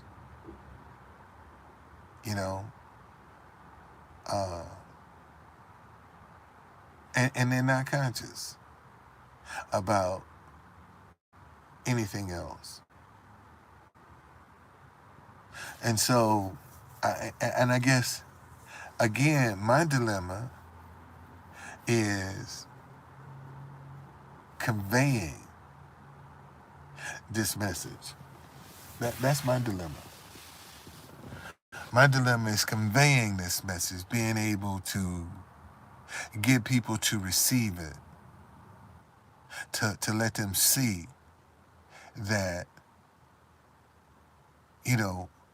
we have to physically put some positive energy back into the universe, because there are so many opportunities for people to negatively get energy and profit from it. And I find it interesting that people are against you profiting from something positive, but they have no problems with you profiting from something negative. They good with that. And that's I'm still trying to wrap my mind around that. I don't understand that. I just don't understand that part. I don't understand it. When and see, again, most folk are reactive. Now that I'm evicted, see, I get a lot of people's sympathy. Now that I'm in the crisis, but when I was trying to avoid the crisis, people ignored me. I'm saying, man, sow it to them. Pay it forward. I if I'm, let me see if I got this. Let me see if I can find this letter. See if I can find this letter.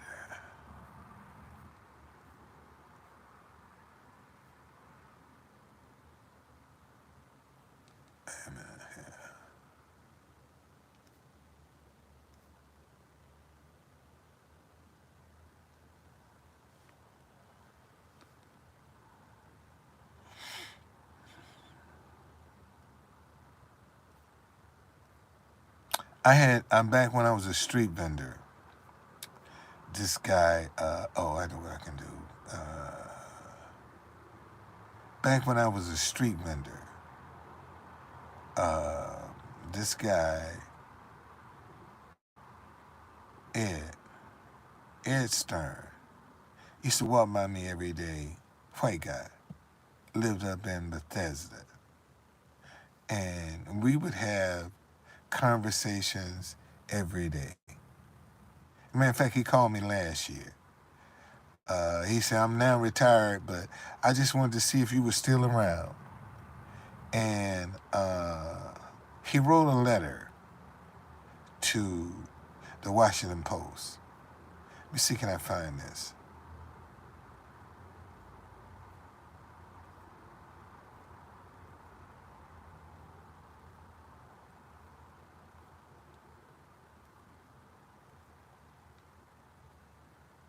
Okay. All right. So listen to this. This was January the 18th. Today, 1993. Man, exactly 30 years ago. Okay? This letter that I'm finna read to you was Monday, January the 18th, 1993. Okay? Here's a man's opinion of me 30 years ago. Guilty of goodwill.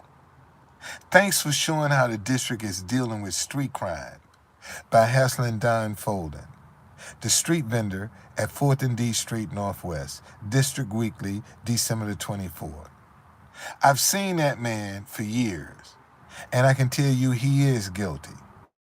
He's guilty of working every day, guilty of selling things people need, guilty of supporting his family, guilty of teaching his children about vending, guilty of playing a variety of music to cheer us up on the way to work, and guilty of giving direction to tourists and blind people. He's especially guilty of earning the respect and goodwill of hundreds, 1,500, according to the Washington Post, who signed his petition to the mayor asking for help to get him off the street and into the building that came to that corner years after he did. Worst of all, he's guilty of being a motivated, self-respecting, honest role model for young men of any race. Someone should keep an eye on that guy. Edward A. Stern, Bethesda. This letter was 30 years ago. Today, and I'm homeless. Look what they said. Look what this man said about me 30 years ago. And on the exact same day, 30 years later, I'm homeless for trying to do good. And here's a man telling me I'm guilty of goodwill. 30 years ago, this is what a guy said about me. See, just so you won't think I'm lying, here's the letter right here. Okay? Just so you won't, because I know, you making that up. See, there's the letter. Let me show you the date. See, wait a minute. It's on this side. You see that? Just so you can see I ain't telling no lie. You see that date? January 18th, 1993. Okay? So you can see 30 years ago, this is what somebody said about me. And here I am 30 years later, still trying to do good. And look where I am. Look where I am 30 years later. From doing good, man. Look where I am. Look where I am. You know, what can I say? I rest my case. And see, a lot of people don't have, I need to move. I need to move because I'm sitting here on these people's lot, and because I wanted to watch my car, and I know they're going to be coming in here soon. So, what I do with my key?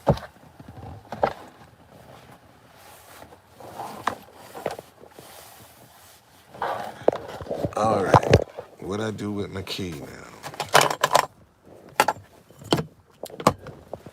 Oh man, I dropped my key. gonna do with it?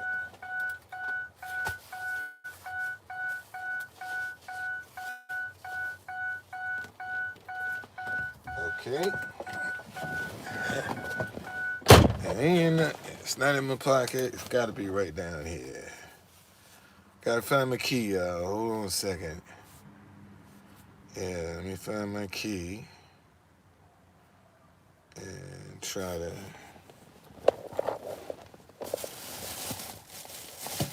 get out of here. What I do with my key?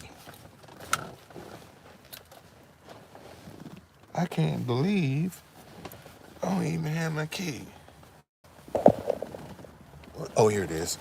Right here. All right. So, in essence, what I'm saying is this. What I'm saying is this. Man, on a daily basis, you got to be, you have to be paying attention to what you're doing. You know, you just can't be, and so many folk are just, flying by the seat of their pants. You know, they ain't paying, they're not really paying attention to what they're doing. You know, they just flying by the seat of their pants. And I'm saying, man, you need to stop flying by the seat of your pants and start being alert, to the situation and circumstances that's moving around you. See, that's what you have to start doing. You know, and that requires work. See, when you do what I'm telling you to do, you now gonna become accountable. See, you become responsible.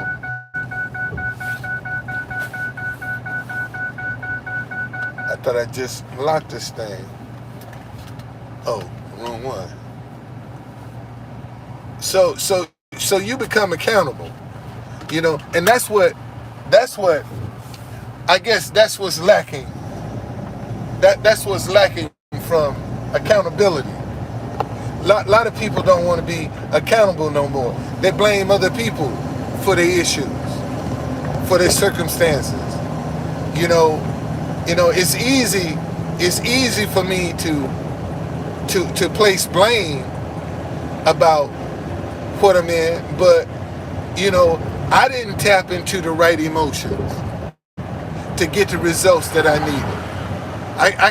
I can't blame nobody else because I didn't tap into the right emotions. I have to accept that responsibility.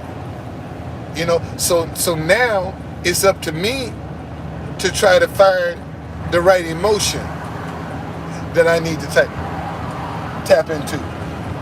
I need to get me some tape because I got to do some boxes. I got a bunch of albums, man, that I want to get to my grandson.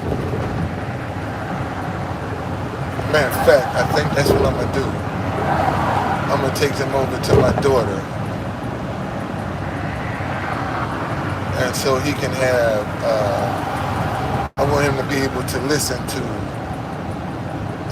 since he's a budding musician. My grandson is, I'm really proud of that dude.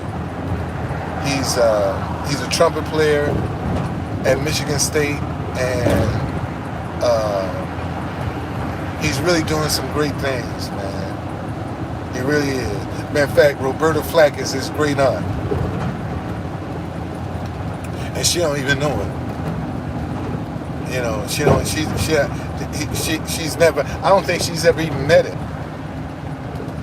Her nephew was my grandson's father. So, but anyway, this joint ain't open yet. I gotta wait till they open.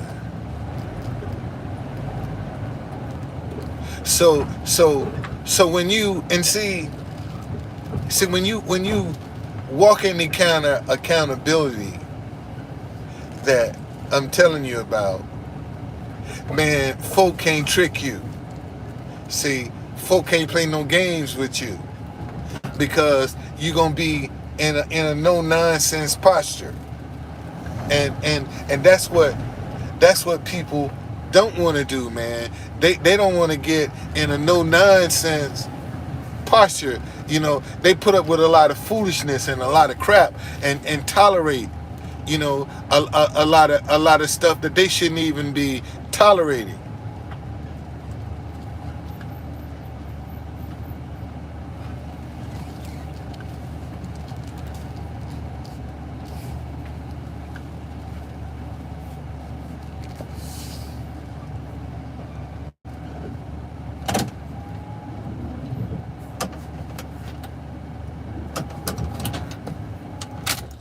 Man, I hope I'm making sense. I hope I'm making sense to some people. You know what I'm saying? Because these are the kind of things that I've noticed. You know, over the years of because see when you're a street vendor, man, you got to be paying attention to what people are asking you for. You know what they want. You got to be paying attention, and that is what, you know, sharpen my listening skills, because in order for me to survive as a street vendor, man, I got to be able to fulfill a need, and for me to fulfill that need, I got to be listening to what people want. And if you'll notice, like, if you go into the inner city and around and watch some of these dope fiends, notice the stuff that they want is available. What they looking for, they can find it. See, if it wasn't available, they I keep telling people there's a serious underground economy in the black community. Let me say that again. There's a serious underground economy in the black community. What are you trying to say, Truth Conductor? Well, now you see why you have all these smash and grabs. You know, there's a need, there's a demand for that. See, that's that underground economy. When you get all of the, and let me tell you a trick I used to pull back in the day. Because folk were so quick to think you had something hot and then buy it just like that. Man, I used to go to the wholesalers, buy some jeans, some socks, you know, some t-shirts, and throw them in my trunk. And pull up on the corner and say, hey man, come check out what I got. And because it was in my trunk, people thought it was hot. And they buy it just like that. Just like that, man. It's gone. Okay? And that's that underground economy, man. That's that underground economy.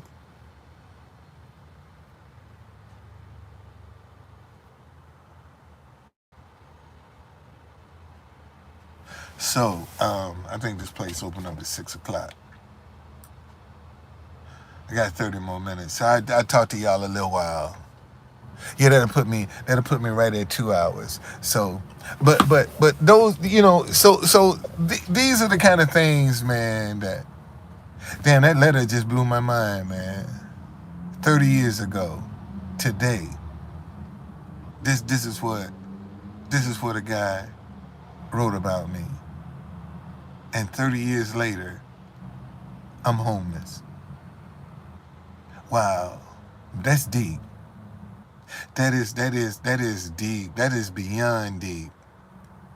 30 years ago, this guy wrote a letter to the Washington Post saying I was guilty of goodwill.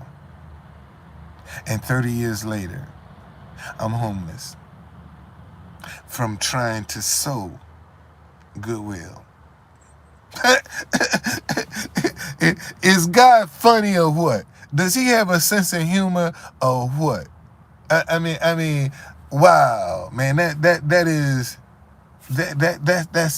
amazing. That's absolutely amazing. 30 years later, I'm homeless from doing good. It can't get no crazier than that, boy. I swear it can't. I can't get no crazier than that. The exact same day, 30 years later, I'm homeless from goodwill. You know? Ain't that crazy? Ain't that crazy? 30 years later, man, the exact same day, this guy sent a letter to the Washington Post, and I find myself homeless 30 years later. Wow.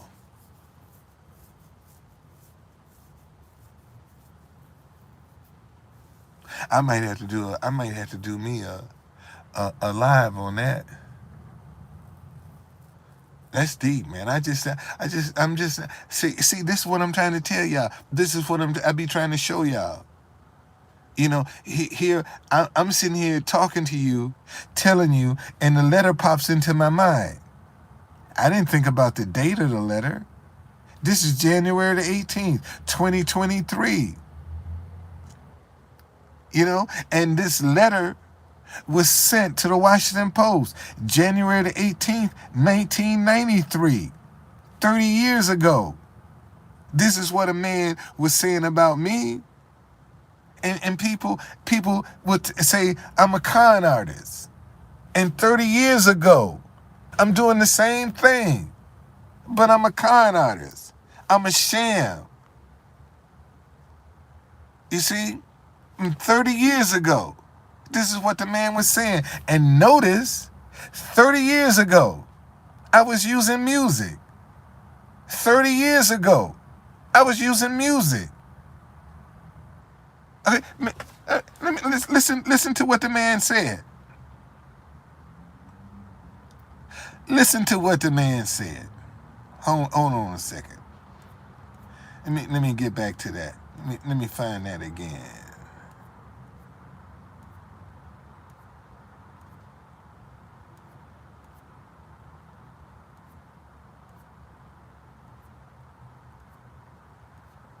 How far back I got to go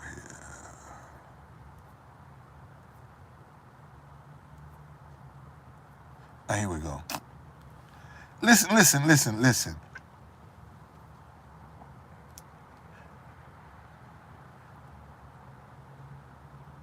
I've seen that man for years, and I can tell you he is guilty. He's guilty of working every day, guilty of selling things people need, guilty of supporting his family, guilty of teaching his children about vending, and guilty of playing a variety of music to cheer us up on the way to work. See, I was using music back then to cheer people up. 30 years ago, I was using music to cheer people up. And here I am, 30 years later, sitting in front of the White House, man, playing music to try to cheer people up. And I failed. I failed. Look at where I am. I failed. I didn't tap into the right emotion.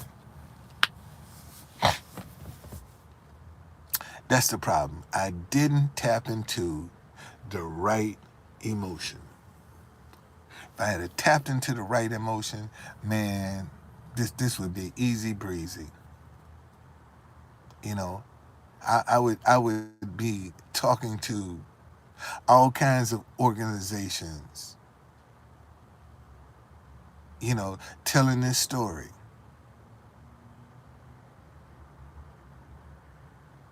See, I can't even brag about being successful, doing good. Ain't that something? I can't brag about getting support for a positive idea. I can't brag about it. I can only, you know, all I have is grief. I don't have anything positive to say about. Man, I I had in 30, here again. Well, 23 years ago, in 2000, I opened up the African Tabletop, first showroom of its kind, man. African inspired fine china. 23 years ago, I opened up that shop right across the street from Howard University in the black community. Could make it. Could make it. You know? Start doing the Black History of DC. Develop Black History tours of Washington, D.C. Could make it.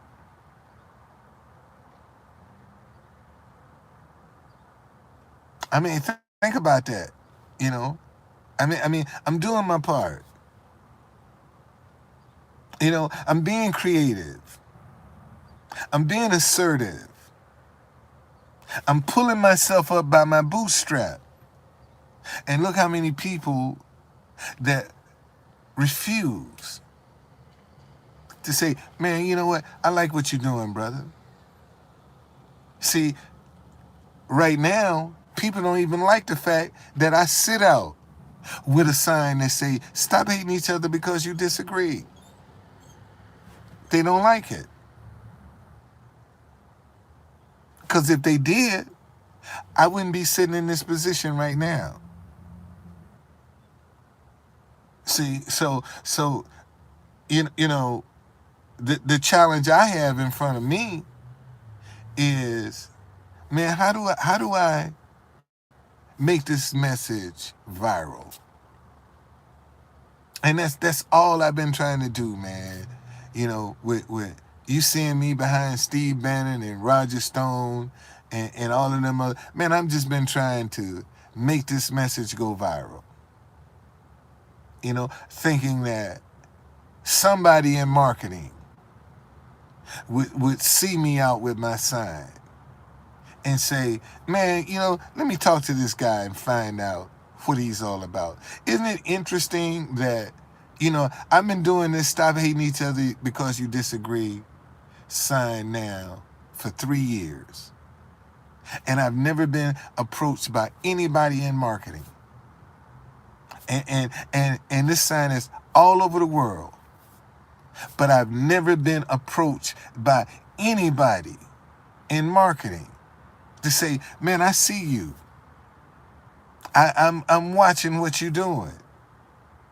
Isn't it interesting? Nobody in marketing see me standing behind Steve Bannon. Nobody in marketing sees that. For the 3 years that I've been out there, nobody in marketing has ever noticed that I be walking behind Steve Bannon with my stop hating each other because you disagree sign. A big sign. This is a big sign. But I've not been able to get the attention of one marketing firm. And that's their profession. That's what they do. Sit down and watch how people are expressing their ideas. 30 years later. Man, that's deep. Boy, that's deep. That's deep.